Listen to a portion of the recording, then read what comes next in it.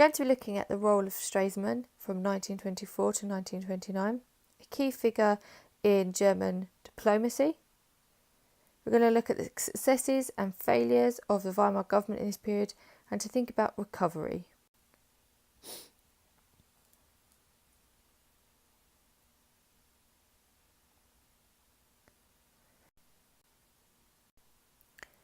Stresemann was Chancellor of Germany in 1923 only. He became Foreign Minister in 1924 and kept this position until his death in 1929. Stresemann was supported by moderate parties on both the left and the right, and this helped him to pass many measures to help the Weimar government recover.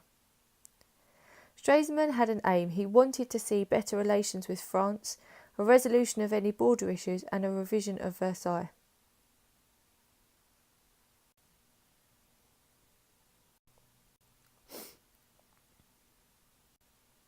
However, the most pressing problem facing Germany at this time was the Ruhr crisis and hyperinflation. Stresemann sent the workers back to work, replaced the mark with the Rentenmark, and with more investment in the economy, new factories being built and the organisation of the Right Bank, the economic situation appeared to be improving. This began a period of stability for the next 5 years.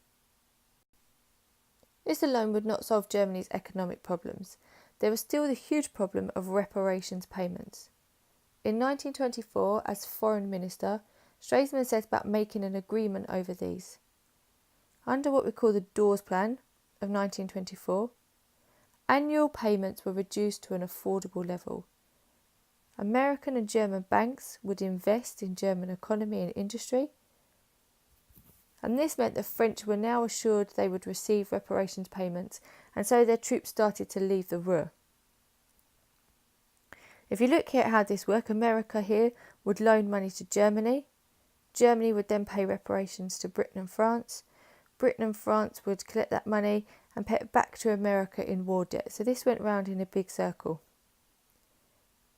Industrial output doubled during this period with American loans.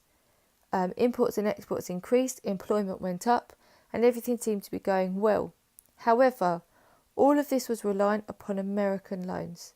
The German economy was fragile, and the Germans still hated the Treaty of Versailles and the payments of reparations. If America had stopped paying loans, then all of this would fall apart. However, internationally, Stresemann made lots of progress. The Locarno Treaty was signed in 1925. Germany agreed their new border with France and Belgium. Allied troops left the Rhineland. France promised peace with Germany, and Germany felt now as they were treated as equals and not being dictated to. However, many people hated the fact in Germany that the borders that had been written down in the Treaty of Versailles had been agreed to. In 1928, Germany became one of 65 countries to sign the Kellogg-Briand Pact. It was an international agreement which agreed that countries would not resort to war to sort out their differences, but would do this by peaceful means. It was yet another sign that Germany was being respected by other great power countries and was now part of the international community. It made the people of Germany feel that the Weimar government was starting to become a success. To add to this, the League of Nations, which had been founded at the end of World War I by the Allies, was a place where powerful countries could meet to discuss ways of solving their problems, to protect and help one another in times of crisis. Germany had been excluded from membership at the end of World War I, and this had made them quite weak in the international community. In 1926, Stresemann persuaded the other countries to accept Germany as a member, and this was seen then as another sign towards equality with the great nations and success and progress in making Germany a great power once again. And lastly, the Young Plan of 1929 made further progress with reparations. It reduced the total number of reparations to be paid, lowered the annual amount, and spread it over a longer period of time. This meant that Germany was able to further invest in her own economy. However, Many extremists, especially those on the right and the growing Nazi Party, hated this plan. They saw it as passing debt onto future generations. And here in this poster you'll see the young plan, slaves working there for the slave driver after 3 generations.